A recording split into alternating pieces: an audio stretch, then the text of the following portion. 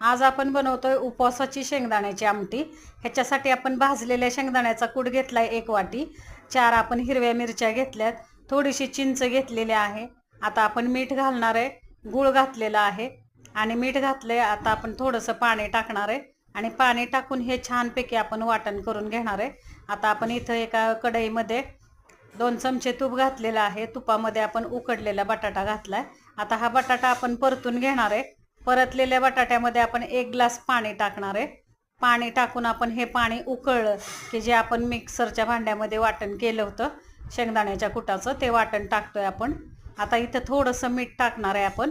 हा वरीच्या भाताबरोबर ही आमटी खूप छान लागते बरं का। वरीचा भात करताना आपण वरीचा तांदूळ स्वच्छ निवडून घ्यायचा, भाजून घ्यायचा, कुकरला 3 शिट्ट्या करून घ्यायच्या, सळसळीत भात आपला तयार होतो।